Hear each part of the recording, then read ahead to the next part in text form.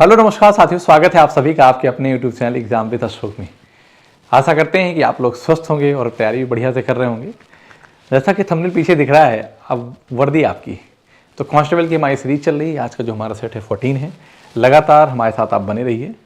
वर्दी आपकी पक्की है और मैथ में पूरे नंबर पक्के हैं। चलिए शुरू करते हैं। पहला क्वेश्चन आज क्या कह रहा है कि बॉडमास रूल पे बेस्ड एक क्वेश्चन है और क्वेश्चन क्या कह रहा है और आंसर बताइए जरा जल्दी से आप देख के कि 43 माइनस 20 फिर मंझला ब्रैकेट लगा हुआ है 18 माइनस फिर छोटा वाला ब्रैकेट लिखा है ऐसे। तो आप जानते हैं कि जब भी बॉडमास लगाते हैं तो जब बॉडमास रूल लगाते हैं ना हम, तो बी से bracket open division multiplication addition और सब्ट्रैक्शन, यही क्रम होता है हमारा चलने का। पहले ब्रैकेट को ओपन करेंगे, फिर कहीं डिवीजन होगा वो करेंगे, फिर मल्टीप्लिकेशन, फिर एडिशन, सब्ट्रैक्शन।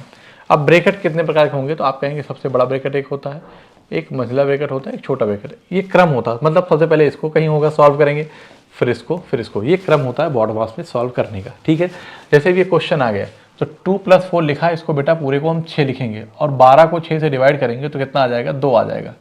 और 16 में से 2 जाएगा तो कितना आ जाएगा बेटा, 14 आ जाएगा। और ये 18 माइनस का 14 करेंगे तो कितना आ जाएगा, 4 आ जाएगा। और फिर ये 20 जो है ना, इस 4 से डिवाइड करेंगे क्या आ जाएगा, 5 आ जाएगा।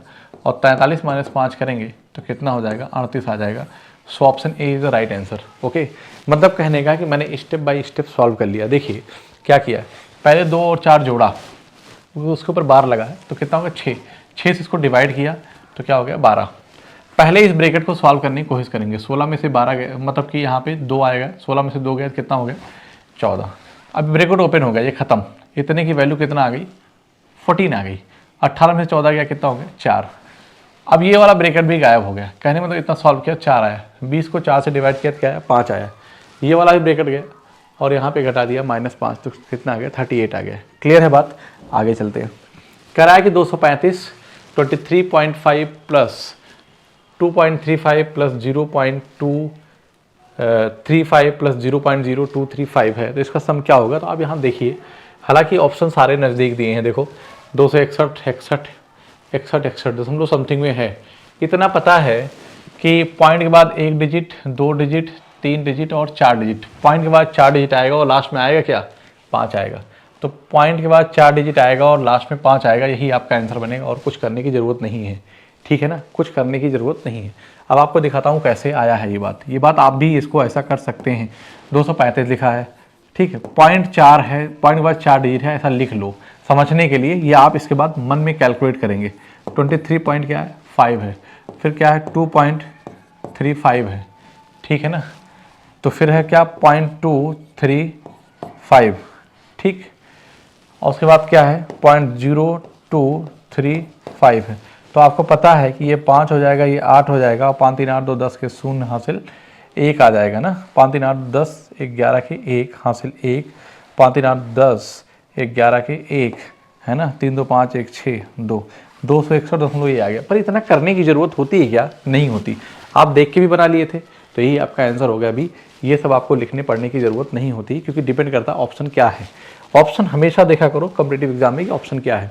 कि यदि पिज्जा के 4/7 भाग का मूल्य 300 है तो पिज्जा के 4/5 भाग का मूल्य क्या होगा।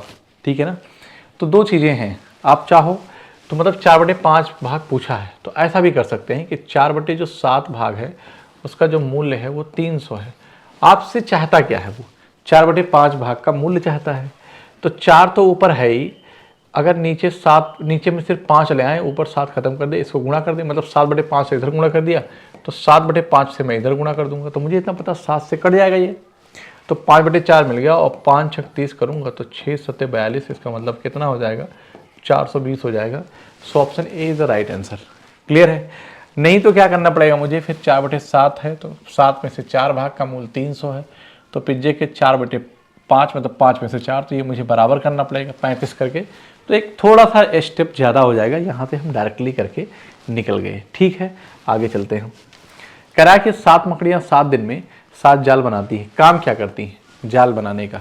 तो आपको पता है कि M1 D1 upon W1 is equal to M2 D2 upon क्या है, W2।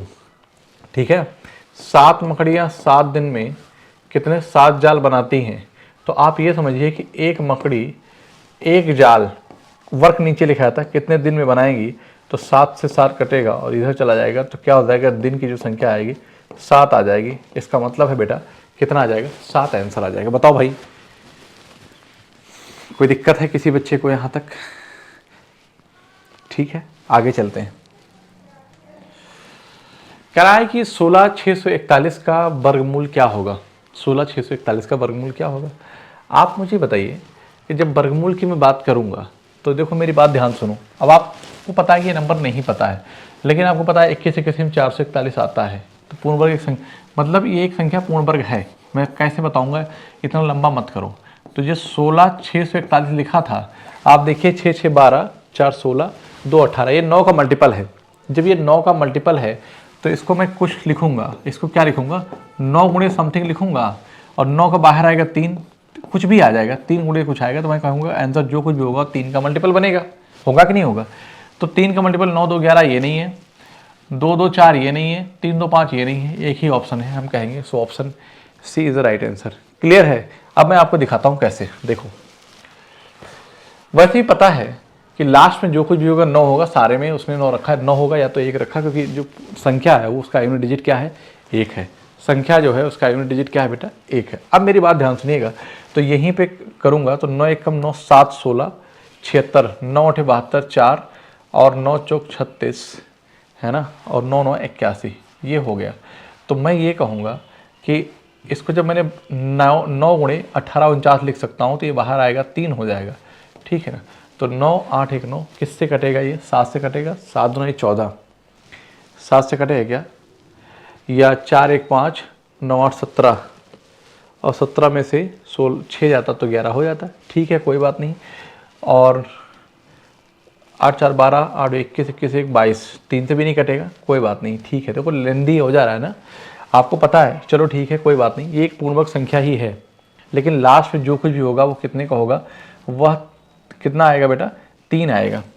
ठीक है ना, कितना आएगा, 3 आएगा। तो मैं जानता हूँ कि 40 का वर्ग कितना होता है, 40 का वर्ग 16 होता, 1600 होता है, और 50 का वर्ग कितना होता है, 2500 होता है। मेरी बात ध्यान सुनिए, 1600 के पास में है तो ये 43 का वर्ग है, मतलब कहने का है कि 43 गुणे 43 लिख दो तो हो जाएगा, एक 43 बाहर आएगा, 3 गुणे 43 करके देख लो, 3 3 9 और 3 चौक 12, 129 आ गया। So option C is the right answer. पर आपको ये 43 एक इतना बड़ा नंबर है, सोचना पड़ेगा इस नंबर में। तो मुझे ऐसा लगता है कि ये बेहतर था कि आप 3 के मल्टीपल चेक करके डायरेक्ट ऑप्शन बताते, आपको आंसर ही चाहिए ना, कंसेप्ट भी तो है यहाँ पे, ऐसा तो कुछ नहीं। 2 ऑप्शन होता तो फिर आपको स्टेप करना पड़ता, कोई और दूसरा मल्टीपल हम लोग चेक करते। क्लियर है बात? आगे चलते हैं। एक विक्रेता ने 900 रुपये में एक वस्तु खरीदी और सूची मूल्य पर इस प्रकार निर्धारित किया कि 10% छूट देने के बाद भी उसे 20% का लाभ प्राप्त हुआ। तो आप ये जानते हैं कि एक फार्मूला होता है क्या, अच्छा ऐसे भी हम कह सकते हैं, फार्मूला लगाएं या न लगाएं, लेकिन देखो कि CP/MRP जो होता है बेटा, ये फार्मूला है कि 100 माइनस डिस्काउंट परसेंट में रहता है अपान 100 प्लस प्रॉफिट। अगर लॉस है तो लॉस। तो आपने कितने की, एक विक्रेता ने 900 में एक वस्तु खरीदी, CP कितना दिया है, 900 दे रखा है। ठीक है ना, आपसे सूची मूल्य पूछा है, अर्थात वस्तु की MRP आपसे पूछी गई है, और डिस्काउंट कितना दिया है, 10%। तो ये कितना हो गया, 100 माइनस 10 10 हो गया। 20% का प्रॉफिट है तो कितना हो गया, 120। ये कितना हो गया, 10 हो गया। इसको मल्टीप्लाई करूँगा तो जो MRP होगा वो कितना आ जाएगा, वो 1200 आ जाएगा। बताओ भाई कोई दिक्कत है क्या, MRP कितना आएगा, 1200 आएगा। So option C is the right answer. Clear है बात? नहीं तो आप दूसरा तरीका क्या कर सकते हैं, ये तो फार्मूले से कर लिया, ये फार्मूला होता है बेटा, क्या है, ये फार्मूला होता है, लेकिन ये आया कहाँ से? आप देखिए प्रॉफिट किस पे होता है, हमेशा CP पे होता है। तो 20% प्रॉफिट का लाभ हो तो इसका मतलब है कि वस्तु 120% में बेची गई है ना, तो CP पे क्या हुआ, सेलिंग प्राइस हुआ। लेकिन MRP पे डिस्काउंट है, MRP पे क्या है, डिस्काउंट है, कितने का, जो कुछ भी है 10, इसका मतलब वस्तु 90% बेची गई। ये जो लिखा गया और ये जो लिखा गया ये भी SP ही तो है, एक ही वस्तु की सेलिंग प्राइस की अलग अलग तरीके से बात की गई है। तो बस सवाल में यही था कि CP 900 दिया था, परसेंट से परसेंट कट जाएगा, ठीक है ना, तो 120 है, और MRP गुणे क्या है, 90 है। ठीक है, तो 10 बार जाएगा और ये कितना आ जाएगा, MRP कितना आ जाएगा, तो आप कहेंगे सर 1200 आ जाएगा। सो option C is the right answer. Okay, तो एक तरीका ये भी है और एक तरीका ये भी है, पर आया दोनों कंसेप्ट से ही है कहीं अलग से नहीं आया है, इसी कंसेप्ट से वो लिखा गया है। अगर आपको डायरेक्ट याद है तो ठीक है, पर याद होना चाहिए। याद करने से नहीं होता, याद इस बात को याद रखना कि जब आप प्रैक्टिस करेंगे ना तो चीज़ें अपने आप याद हो जाती हैं, ठीक है। इसीलिए प्रैक्टिस कराई जा रही है, इसीलिए प्रैक्टिस कराई जा रही है कि आपने देखा होगा कि आप 4 साल से तैयारी कर रहे हैं, फिर भी आपको चीज़ें भूल जाती हैं, आपने पढ़े हुए सवाल आप नहीं लगा पाते हैं, अप्रोच ही भूल जाते हैं। ऐसा थोड़ी ना कि हो सकता है यही सवाल का अप्रोच आपने पहले किया हो पर ना याद हो। पता क्या है, ये आपकी प्रैक्टिस में है, कमी है। अगर आप प्रैक्टिस कर रहे होते तो भूलते नहीं, आप याद नहीं होगा, एक टाइम बाद भूल जाएगा। जब आप प्रैक्टिस करेंगे तो चीज़ें हमेशा याद रहती हैं, ठीक है। चलो, 3 संख्या 1, 2, 3 के अनुपात में है, उनके घनों का योग 4500 है, तो सबसे छोटी संख्या क्या है? आप ये कहिए कि 1, 2, 3 के अनुपात में है, तो मैं यहाँ पे एक थोड़ी देर लिखूंगा, x लिखूंगा और इसको लिखूंगा 2x और इसको लिखूंगा क्या 3x। इनके घनों का योग तो ये क्या हो जाएगा, x क्यूब 2 दूनी 4 और दूना 8, x क्यूब और 3 त्रिका 9 त्रिक 27 x क्यूब आ जाएगा ना। और इनका योग जो है ना वो कितना है, वो 45 है ना। 27 एक 28 मतलब 9 चौक 36 हो जाएगा। 8 1 9 जोड़ोगे 27 और 9 चौक 36, तो कितना हो जाएगा 36x क्यूब बराबर किसके, 4500 के, ठीक है। क्लियर है। तो 9 चौक 36, 9 पीछे 45, 125 आ जाएगा। तो x की वैल्यू, इसको कट करेंगे कितना आ जाएगा 125, तो x की वैल्यू कितना आ जाएगी 5 आ जाएगी। आपसे पूछा क्या है, सबसे छोटी संख्या क्या है, x ही तो है, तो आप कहेंगे सर 5 ऑप्शन बनेगा, ठीक है ना। क्या बनेगा, 5 बनेगा। क्लियर है बात, आगे चलते हैं। वह न्यूनतम धनात्मक पूर्णांक x क्या होगा जिसके लिए √130 + x एक पूर्णांक है। मतलब कौन सा नंबर जोड़ दूं कि एक नंबर परफेक्ट स्क्वायर बन जाए। और आपको पता है कि 30 के बाद 130 के बाद जस्ट कौन सा नंबर एक पूर्णवर्ग संख्या है, तो आप कहते हैं 12 बराबर 144। क्यों? क्योंकि 11 के हम 121, 11 का स्क्वायर क्या होता है 121 होता है और 12 का स्क्वायर क्या होता है 144 होता है, इसके बीच में है। इसका मतलब है कि प्लस का अगर मैं 14 जोड़ दूं, प्लस का 14 जोड़ूं तो 144 हो जाएगा, एक पूर्णवर्ग संख्या बन जाएगी। इसका मतलब 14 जोड़ दिया जाए, एक्स का मान क्या होगा 14 आएगा। बताओ भाई, ठीक है ना, एक्स का मान क्या आ जाएगा 14 आ जाएगा। आगे चलते हैं। करा कि 11/20, 33/50 और 77/60 का एलसीएम क्या होगा, बताओ भाई। अगर इनका एलसीएम निकालेंगे तो इसका एचसीएफ किसका निकालेंगे, हर का, मतलब इन सब का हम एचसीएफ निकालेंगे और इसका क्या निकालेंगे, ऊपर वाले का हम एलसीएम निकालेंगे। 11, 33 और 77 का जब एलसीएम निकालेंगे बेटा, तो मेरी बात ध्यान सुनो, पहले तो इनका एचसीएफ निकाल लो, तो पता एलिमिनेट कर लो। तो क्योंकि 11 और 10 ये दो आपको हर हैं, 2 हर हैं, तो 10, 50 और 60 का एचसीएफ क्या होगा 10 आ जाएगा। तो ये आंसर नहीं बनेगा, ठीक है ना। और आपको पता है कि सबसे बड़ा नंबर 70 है, तो 11 से बड़ा होगा, ये भी नहीं बन सकता एलसीएम। किसी दी गई संख्याओं का जो एलसीएम होगा सबसे बड़ी संख्या से बड़ा या उससे बराबर होगा। 77 जो है आपका या तो 70 होगा या 70 से बड़ा होगा, है ना। तो यहाँ पे तो नहीं है, तो मैं कहता हूँ कि यही आंसर बनेगा लास्ट में। कैसे, आप देखो, मैं बता रहा हूँ कि आप 20, 50 और 60 का जब एचसीएफ निकालोगे तो क्या आएगा 10 आ जाएगा, ठीक है। इनका निकालोगे तो इसको क्या लिखोगे 11 गुणे 7 लिखोगे और उसको क्या लिखोगे 11 गुणे 3 लिखोगे। तो इनका जो एलसीएम होगा वो 11 गुणे 3 गुणे 7 आ जाएगा, है ना। 7 21, ये 11 3 33, हाँ ठीक है। तो 7 21 कह दूँ या 11 33 कह दूँ, तो 33 गुणे 7 करूँगा, 7 21 के 1 हासिल 2, 7 21 2 23 बटे कितना है 10 है। तो मैं यहाँ पे कहूँगा कि 23 दहमा 230 और 1/10, तो 23 से ही 1/10 आएगा। वैसे हम यहाँ से भी कह सकते हैं कि जो कुछ भी आएगा कि 3 3 से 21 के 1 लास्ट में यूनिट एक ही आएगा। यहाँ पे तो क्या आ रहा था 1 + 0 0 आ रहा था, मतलब 1 आ रहा था, मतलब सॉरी 1 + 0 से इसको 1 लिख सकते हैं ना, लेकिन लिखा तो नहीं है, सही बटे में गया है। तो सीधे सीधे हमें दिख रहा था कि 3 0 0 और +1 1 आ जाएगा, ठीक है। So option B is the right answer. Clear है बात, आगे चलते हैं। यदि कोई वस्तु 390 में बेचने पर दुकानदार को 20% का लाभ होता है तो उसकी लागत मूल्य क्या है। मतलब कहने का है कि किसी वस्तु का लाभ किस बात पे निर्भर करता है, सीपी पे निर्भर करता है। इसका मतलब है कि सीपी अपने आप में 100% होता है। अगर वह लाभ तभी होगा जो 100 से अधिक बेचा गया। 100 से कितना अधिक बेचा गया 20% लाभ, 20% लाभ हुआ, इसका मतलब 100 से 20 अधिक बेचा गया। 120% की वैल्यू कितना है 390 है। आपसे क्या पूछा है लागत मूल्य क्या हो, मतलब कि सीपी आपसे पूछा गया है। ये यहाँ से कैंसिल हो जाएगा, ठीक है ना। तो 3 चौक 12 और 3 तेरह 39। मैं इसको यहाँ ना करके ऐसे कर देता हूँ बेटा, देखो इसको इससे कट गया तो 3 चौक 12 और 3 तेरह 39 और 3 25 100 है ना। तो 25 दामा 250, 25 या 75, 250 कितना हो जाएगा, 325 आ जाएगा, है ना। 13 25 65 के 5, 13 26, 4 30 2 32। So option B is the right answer. Clear है बात, बताओ भाई। अच्छा ये भी पता चल गया था कि जब मैं कट किया तो 13 गुणे 25 आ गया, क्या गया 13 गुणे 25 आ गया।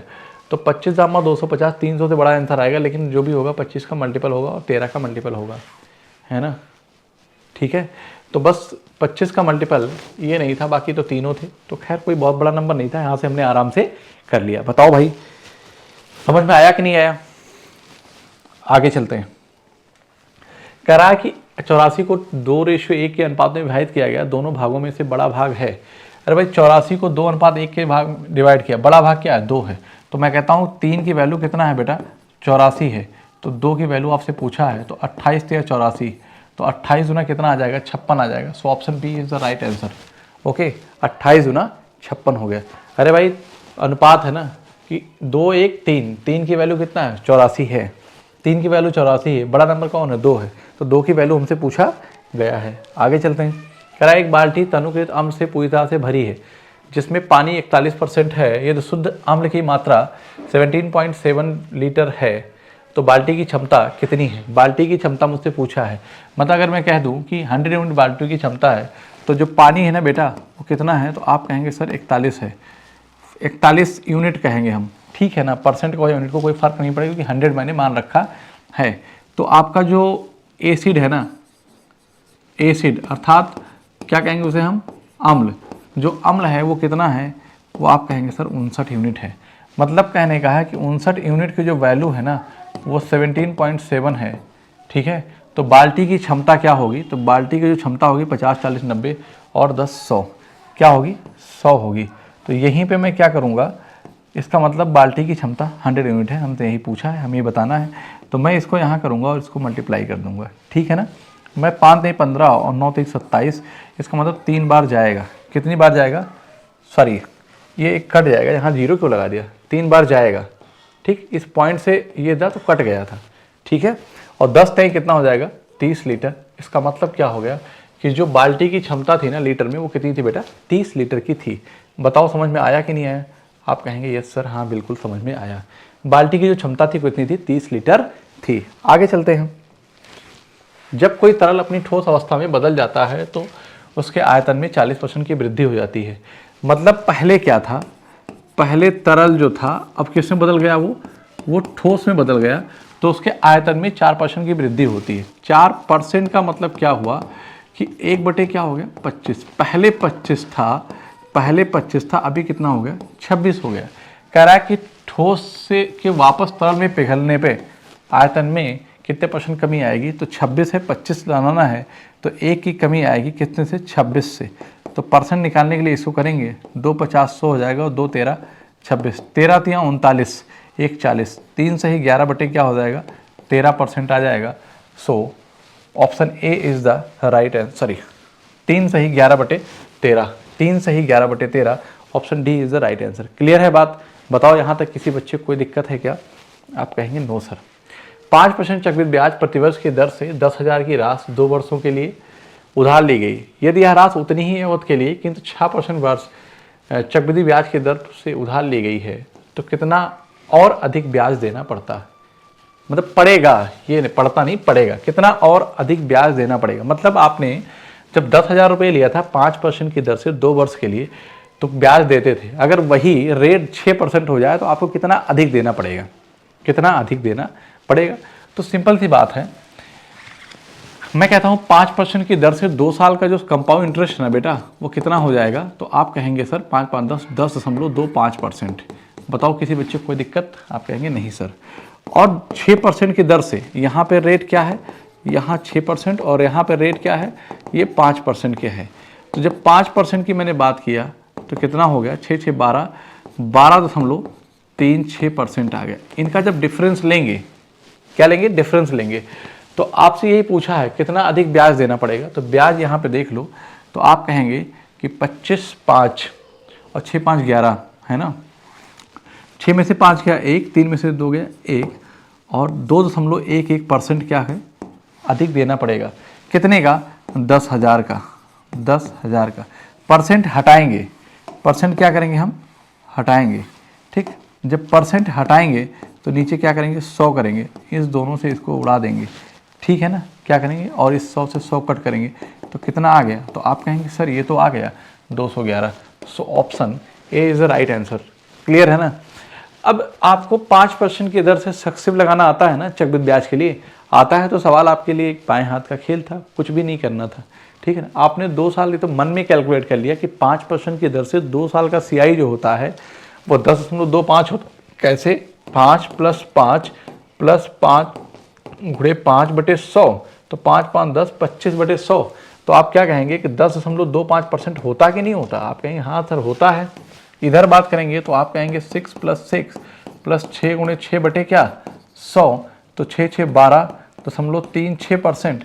आपको डिफरेंस ही तो बताना था, उस डिफरेंस की वैल्यू परसेंट में मैंने निकाल दिया, सीधे आंसर आ गया। अब ये मत करो कि 5% की वो निकालो फिर ये निकालो, ये सब करने की ज़रूरत नहीं है। आगे चलते हैं, आगे चलते हैं। ठीक है, यहाँ क्या कह रहा है कि एक व्यक्ति ने आंशिक रूप से 4 किलोमीटर/आवर की रफ्तार से पैदल चलकर और आंशिक रूप से 9 किलोमीटर/आवर की साइकिल पर चलकर 9 घंटे में 61 किलोमीटर की यात्रा तय की। पैदल चलकर कितनी दूरी तय की? पहले बताओ। आप ऑप्शन से ही इसको कर लो, ये बहुत बढ़िया सवाल है। पैदल चलकर कितनी दूरी तय की, ये आपसे, इसका मतलब जो कुछ भी आंसर आया है वो पैदल चलकर आया है। और पैदल चलकर उसकी स्पीड, एक व्यक्ति ने आंशिक रूप से 4 किलोमीटर रफ्तार से पैदल चलकर, तो मैं कहता हूं कि कितनी दूरी तय की। अगर 61 में से मैं ऐसा नंबर ले लूं कि 4 का मल्टीपल ही तो होगा, 4 का मल्टीपल होगा। ठीक है ना, तो 12 भी है, 15 तो नहीं है, 17 नहीं, ये दोनों तो कभी बन नहीं सकता। ठीक है ना, ये दोनों कभी बन नहीं सकता। कैसे? आप मेरी बात ध्यान सुनिए। अगर वह 16 किलोमीटर, मैं ले लेता हूं, अगर उसने 16 किलोमीटर पैदल चला, 16 किलोमीटर वो पैदल चला, तो बाकी का कैसे चला? वो बाकी का साइकिल से चला। किस स्पीड से? 9 किलोमीटर की स्पीड से। तो मैं कहता हूं कि 16 और 4 20 है ना, 41 और 4 कितना हो जाएगा? 45। तो ये 45 किलोमीटर वो किससे चला? तो आप कहेंगे सर कि वो साइकिल से चला। चला कि नहीं? तो मैं यहाँ ऑप्शन से ही बना लेगा। तो मैं कहता हूँ कि चेक कर लेता हूँ कि अगर वह 16 किलोमीटर वह 4 किलोमीटर/आवर की स्पीड से गया और 45 किलोमीटर वो 9 किलोमीटर/आवर की स्पीड से गया, ऑप्शन से बनाया, तो मैं देखता हूँ डिस्टेंस अपान स्पीड टाइम है, तो 4 चौक 16 और 9 पचे 45, तो 9 घंटे आ गया। कितना आया? 9 घंटे आया। तो मैं कहूँगा LHS = RHS। So option A is the right answer. Clear है? यहीं पे आप देखो, अगर इन केस ये ना किए होते, ये हालांकि ये 9 था, क्या था? ये 9 था, तो मुझे इतना पता था कि जो अगर आप 12 मान लेते तो यहाँ पे 3 आ जाता, तो 61 माइनस 12 करते तो आपको पता है 11 में से 2 गया, क्या आ जाएगा? 1 आएगा, सॉरी 9 आ जाएगा, 9 आ जाएगा, और 5 में से 1 गया, 4 आएगा, 49। 9 से कटेगा ही नहीं, तो ये हो ही नहीं सकता था। बात समझ में आई कि नहीं आई? तो इसलिए ये सब चीज़ें आप प्रैक्टिस पे ही कर पाओगे। जब आप प्रैक्टिस करते रहोगे तो आपको तुरंत समझ में आ जाएगी। कुछ भी दिमाग लगाना नहीं है, सीधे खटाक से आंसर आएगा, क्योंकि ऑप्शन एलिमिनेशन आपको आना चाहिए। यहाँ से देख के पता चल गया मुझे कि ये 15 और 17 नहीं होगा। 15-17 क्यों नहीं होगा? अरे भैया कह रहा कि पैदल चलकर कितनी दूरी तय करेगा। अगर वो 15 किलोमीटर जाएगा तो 4 का मल्टीपल तो है ही नहीं है ना, नहीं तो पॉइंट में आंसर आना शुरू होगा। और जो कि आवर जो होगा वो डिस्टेंस अपान स्पीड जब करूंगा तो टाइम पॉइंट में आएगा। ठीक है ना, और यहाँ पे 9 घंटे है, तो हमारा डायरेक्ट यहाँ से आंसर निकल के आ गया ऑप्शन के थ्रू। ठीक है, आगे चलते हैं। कह रहा है कि 48 व्यक्ति एक कार भाग को 7 दिनों में पूर्ण कर सकते हैं, इसी कार को 14 व्यक्ति कितने दिनों में पूरा करेंगे? तो आप जानते हैं कि M1D1 बराबर M2D2। ठीक है ना, तो 48 व्यक्ति किसी काम को 7 दिन में पूर्ण कर सकते हैं, तो 14 व्यक्ति इसी काम को x दिन में करेंगे, तो 7 दूनी 14 और 2 24, क्या हो जाएगा? 48। इसका मतलब क्या हो गया कि वो 24 दिन में कार्य को पूरा करेंगे। क्लियर है? आगे चलते हैं कि 63 किलोमीटर/आवर की चाल से भाग रही एक रेलगाड़ी 8 सेकंड में एक पोस्ट और एक प्लेटफॉर्म को 28 सेकंड में पार करती है। ठीक है ना, प्लेटफॉर्म पार करती है, तो प्लेटफॉर्म की लंबाई कितनी होगी? तो आप समझिए मेरी बात को, तो लंबाई की मतलब क्या होगा कि distance equal to speed to time होता है। तो ध्यान से मेरी बात को समझना कि जब भी ट्रेन किसी पोल को क्रॉस करेगी, किसी आदमी को क्रॉस करेगी, सिर्फ अपनी लंबाई को क्रॉस करेगी, ठीक है ना, अपनी लंबाई को क्रॉस करेगी। उसने पूछा क्या है, प्लेटफॉर्म की लंबाई पूछा है, ठीक है ना। मतलब ये कहने का है कि ट्रेन की जो स्पीड है, तो यहाँ पे अगर मैं लिखना चाहूँ तो स्पीड ऑफ जो ट्रेन है ना वो कितना है, तो आप कहेंगे सर कि 63 किलोमीटर पर आवर है, 63 किलोमीटर पर आवर है, ठीक है। 63 किलोमीटर पर आवर की चाल से भाग रही एक रेलगाड़ी 8 सेकंड में पोस्ट को। इसका मतलब क्या है कि ट्रेन अपनी लंबाई को, मतलब जब ट्रेन किसी पोल को क्रॉस कर रही है, पोस्ट को क्रॉस कर रही है, तो उसे 8 सेकंड लग रहा है। इसका मतलब है कि जब distance is equal to speed into time होता है ना, तो यहीं से 63 है, इसको 5/18 कर दो और इनटू का क्या कर दो 8 सेकंड में। अभी इस बात को ना समझो तो मतलब, लेकिन आगे क्या कह रहा है, तो वो 8 सेकंड का समय लेती है। मतलब रेलगाड़ी अपनी लंबाई को पार करने में सिर्फ और सिर्फ 8 सेकंड का समय ले रही है। लेकिन आगे क्या कह रहा है कि अपनी लंबाई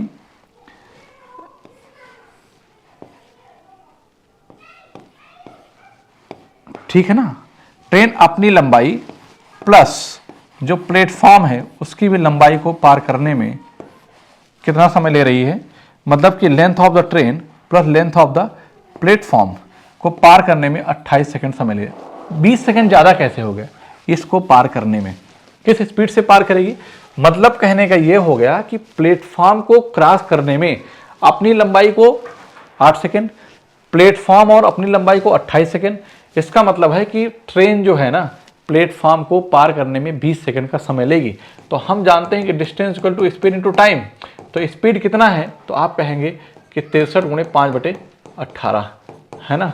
और जो टाइम है आपको पता है कितना सेकंड है, ये 20 सेकंड लग रहा है। कितना लग रहा है बेटा प्लेटफॉर्म को पार करने में, तो 20 सेकंड लग रहा है। तो यहाँ पे क्या करेंगे 20 कर देंगे, 9 दूनी 18, 9 सते 63, 2 दहम 20, 7 पते 35, दहमा 350। तो कितना आ जाएगा बेटा 350 मीटर आ जाएगा। क्या आएगा 350 metre. So option B is the right answer. Clear है, बताओ भाई, क्लियर है ना। मतलब कहने का है कि अगर आपकी, लेकिन बेटा ध्यान दो ये सब आप लिखना नहीं है पेपर में, ये सारी चीज़ें आपको इतनी मन में करनी होगी। क्यों, क्योंकि जब ट्रेन कह रहा है कि एक रेलगाड़ी किसी पोस्ट को है ना तो 8 सेकंड समय लेती है और प्लेटफॉर्म को 28 सेकंड, तो आपको पता चल गया कि ट्रेन अपनी लंबाई को पार करने में 8 सेकंड और अपनी लंबाई प्लस प्लेटफॉर्म की लंबाई को 28 सेकंड। इसका मतलब 28 हुआ, 8 से 28 हो गया। 20 मिनट ज़्यादा क्यों लगा, क्योंकि वो प्लेटफॉर्म को क्रॉस करने में उसने प्लेटफॉर्म की लंबाई पूछा है। तो distance equal to speed into क्या होता है, टाइम होता है। स्पीड कितना था 63 था, लेकिन किलोमीटर पर आवर में था, तो मैंने 5/18 मीटर पर सेकेंड में हो गया। और मैंने क्या किया, टाइम को मल्टीप्लाई कर दिया, 350 आ गया, ठीक है ना मीटर में। आगे चलते हैं। 12 पुरुष 16 महिलाएं 5 दिनों में एक काम का एक टुकड़ा कर सकती हैं, जबकि 13 पुरुष और 24 महिलाएं 4 दिनों में कर सकती हैं। तो मैं कहूँगा ध्यान तो समझना कि 12 पुरुष और 16 महिलाएं किसी काम को 5 दिनों में कर सकती हैं टुकड़ा, जबकि 13 पुरुष और 24 महिलाएं 4 दिनों में करती हैं, वही काम 4 दिनों में करती हैं। तो यहाँ से हम मेन और वुमेन की एफिशिएंसी निकाल लेंगे। हमने कहा अगर मेन की आदमी की एफिशिएंसी m है और जो महिलाएं हैं उनकी एफिशिएंसी w है, तो यहाँ से रेशियो निकल आएगा। पूछा है यदि x 8 पुरुष और 15 महिलाएं 8 दिनों में वही काम पूरा कर सकती हैं, तो x का मान क्या है ना। तो आप काम निकाल लीजिए। क्या निकालिए, एक काम जो आएगा ना, इसी काम को मतलब x पुरुष x मैन और 15 वुमेन कितने दिन में, 8 दिनों में कर सकते हैं। तो आप काम तो निकाल के दिखाओ। क्या दिखाओ आप काम तो दिखाओ कि कुल काम कितना है, वो कितने काम को वो लोग कर रहे थे, वो कितना काम ये लोग करेंगी। तो वही कह रहा है कि पुरुष कितने हैं। तो यहाँ पे करेंगे 13 चौको 52, 12 पंचे 60, तो ये क्या हो जाएगा 8 मैन और 16 पंचे 80, 24 चौका 96, तो कितना हो जाएगा 16 वुमेन हो जाएगा। तो मैन और वुमेन का जो अनुपात आ गया, उनकी क्षमता का जो अनुपात आया वो 2:1 आया। इसका मतलब है कि आदमी 2 काम करते हैं, महिलाएं कितना काम करती हैं, 1 काम करती हैं। अगर यही टोटल वर्क की बात करेंगे तो ये वैल्यू आप उठा के पुट कर दो, वो सीधे मिल जाएगा। तो 12 दुनाई कितना हो जाएगा 24 और प्लस कितना हो गया 16 गुणे का 5, यही आपका वर्क हो जाएगा टोटल वर्क। तो 24 16 40, 40 पंचे कितना हो जाएगा 4 पंचे 20, 200 कितना है 200 है, ठीक है ना। तो मैं ऐसे लिखूंगा 40 गुणे 5 लिखूंगा, ठीक है ना।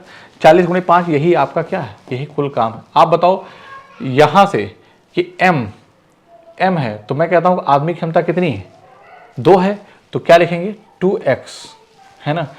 और वुमेन की क्षमता 1 है, तो यहाँ क्या लिखेंगे 15। और इसको मैं क्या करूँगा, मैं 8 से मल्टीप्लाई करूँगा, तो 8 पंचे 40 और ये क्या हो गया, ये 25 हो गया, ठीक। ये उधर जाएगा तो क्या हो जाएगा 15 और 2x। तो आप जानते हैं कि इनका जो डिफरेंस आएगा क्या आ जाएगा, चलो एक स्टेप और लिख देता हूँ कि 10 हो जाएगा, ठीक। 2x बराबर 10 के, तो 2 पंचे 10। इसका मतलब 5 आदमी अगर हैं तो काम को ख़त्म कर लेंगे, 15 महिलाएं और 5 आदमी 8 दिन में उसी काम को, ठीक है ना। चलो आगे चलते हैं। 2 पाइप एक खाली टंकी को क्रमशः 2 घंटे और 2.8 घंटे में भर सकते हैं, जब एक तीसरा पाइप भरी हुई टंकी को 1.4 घंटे में खाली कर सकता है, ठीक है। यदि जल निकालने वाले पाइप को टंकी के भरने से 2 घंटे पहले बंद कर दिया जाता है, बंद कर दिया गया था, क्या होगा यहाँ पे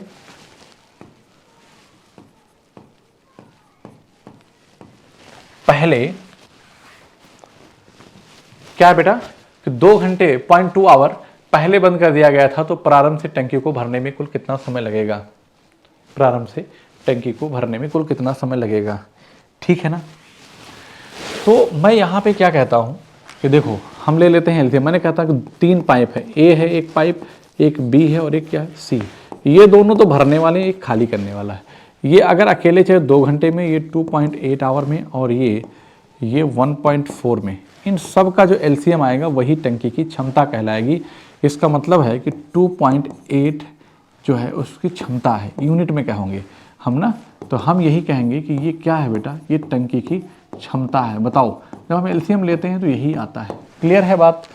अब इधर बात करेंगे तो 1.4 हो जाएगा क्षमता इसकी, इसकी 1 हो जाएगी और इसकी क्या हो जाएगी 2 हो जाएगी, ठीक है ना।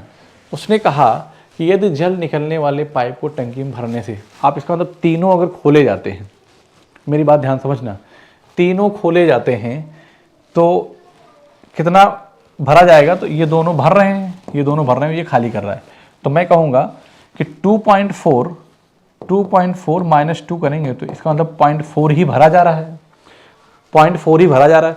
लेकिन 0.2 घंटे पहले, इसका मतलब ये है कि अभी टंकी भरने ही वाली थी यहाँ पे, कि दोनों सब चल रहे हैं, तो 0.2 आवर पहले, तो 0.2 आवर में कितना खाली करती, 0.2 आवर में कितना खाली करती, उसको हम घटा देते हैं, है ना।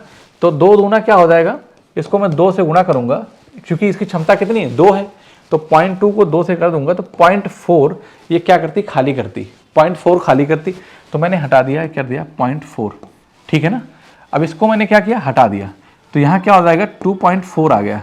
अब यही इतना तीनों लोग काम करेंगे एक साथ, तो एक साथ जब काम करेंगे तो आपको पता है कि एक साथ जब तीनों मिलकर काम कर रहे हैं तो 0.4 भरा जा रहा है, बस मतलब 2.4 भरा जा रहा है और 2 खाली हो जा रहा है, तो 0.4 से डिवाइड करेंगे तो कितना हो जाएगा 4 छंग 24, इसका मतलब है कि 6 घंटे लग जाएगा। सो option C is the right answer, option C is the right answer, clear है बात। आगे चलते हैं। कह रहा है कि 22 वर्ष पूर्व रघु की आय समीक की आय से 5 गुनी अधिक थी, ठीक। अब 8 वर्ष बाद समीक की आय रघु की आय की 1/2 होगी, रघु की वर्तमान आय क्या है ये बताना है आपको, ठीक है। तो यहाँ पे 2 बातें 2 स्टेप में कहा गया कि 22 वर्ष पूर्व रघु की आय और समीक की आय। तो मैं कहता हूँ कि रघु और समीक, रघु को मैंने आर कहा और समीक को मैंने एस कहा, मेरी बात ध्यान से समझना, और यही इनकी क्या है, अगर रघु की वर्तमान आय, ये क्या है, ये वर्तमान आय है, मतलब कहने का है कि ये प्रेजेंट एज है, क्या है बेटा, ये प्रेजेंट एज है, ध्यान देना, ये प्रेजेंट एज है, ठीक है। अगर रघु की प्रेजेंट एज आर है और समीक की प्रेजेंट एज एस है, ठीक है ना, तो कह रहा है कि 22 वर्ष पूर्व, तो जब 22 वर्ष पूर्व कहेंगे तो आर माइनस क्या करेंगे बेटा 22, यही तो कहेंगे, और इनकी भी क्या हो जाएगा एस माइनस 22 कह देंगे। समीक की आय से 5 गुनी अधिक थी, 22 वर्ष पूर्व रघु की आय समीक की आय से 5 गुना अधिक थी, है ना, 5 गुना अधिक थी। तो अगर मैं इसको 5 से मल्टीप्लाई कर दूं तो क्या हो जाएगा, बराबर हो जाएगा। भाई ये 5 गुना कौन था, ये अधिक थी, तो मैंने क्या किया, इससे मल्टीप्लाई कर दिया। समीक की आय से 5 गुना अधिक थी।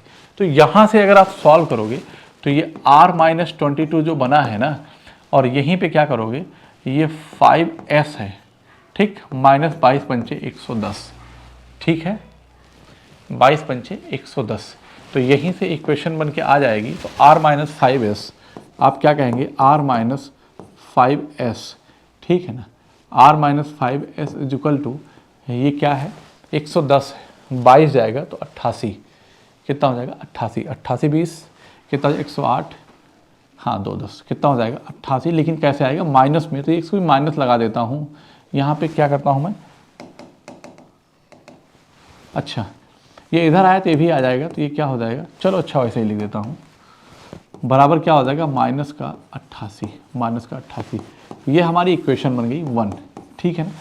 दूसरे की बात, दूसरे स्टेप में उसने क्या कहा, जरा ध्यान से सुनो और इसको बताओ। कह रहा है कि अब से 8 वर्ष बाद समीक की आय रघु की आय की, अब से 8 वर्ष बाद ये क्या हो जाएगा, r+8 और एक क्या हो जाएगा, s+8 दोनों की। अब से 8 वर्ष बाद रघु की आय की 1/, समीक की आय इसके 1/2 के बराबर होगी। समीक की आय रघु की आय की 1/2 होगी, है ना, ये हो गया। तो मैं यहाँ पे क्या करूँगा, r+8 लिखूंगा और ये क्या हो जाएगा, 2s+16, ठीक है ना। तो r-2s बराबर कितना हो जाएगा, ये 8 हो जाएगा, ठीक है ना। ये इक्वेशन 2 है। इन दोनों को सॉल्व करूँगा तो मैं क्या कहूँगा कि r-5s बराबर माइनस का 88, ठीक है। यहाँ पे प्लस लिखूंगा, हालांकि मुझे रघु की वर्तमान आय निकालना है, मतलब r की वैल्यू मुझे निकालनी है। तो जब r की वैल्यू निकालनी है ना, तो मैं क्या करूँ, मैं सीधे कुछ नहीं करूँगा, मैं पहले r यहाँ का निकाल के वैल्यू पुट करके फिर निकालूंगा, ठीक है ना।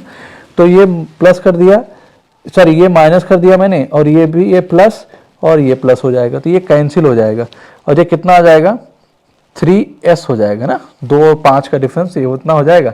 और 88 2 90 6 96 हो जाएगा, कितना हो जाएगा, 96 हो जाएगा। इसका मतलब 3 त्रिक का 9 और 3 दूना 6, 32 हो गया है। एस की वैल्यू क्या आ गई, 32 आ गई। आप चाहे जिस इक्वेशन में उठा के पुट कर दो। तो मुझे ऐसा लगता है ना कि इक्वेशन नंबर 2 मेरे लिए ज़्यादा, ये निकाला था जो, सॉरी ये जो इक्वेशन 2 निकाला है ना, ये मेरे लिए ज़्यादा आसान है। इस 32 को मैं यहाँ पे पुट करूँगा तो r की वैल्यू जब निकालूंगा तो 8 प्लस 32 दूना 64, है ना, 64 6 70 और कितना हो जाएगा, 70 2 72, तो कितना आ जाएगी, 72 वर्ष आ जाएगी। So option D is the right answer. Clear है बात। तो आई थिंक आपको अच्छा लगा होगा और समझ भी आया होगा, ठीक है। तो आज के लिए इतना ही रखते हैं, मिलते हैं आपसे अगली क्लास में। बाकी जैसा भी आपका फीडबैक होगा कमेंट में ज़रूर बताइए, इंतजार करेंगे। Thank you so much.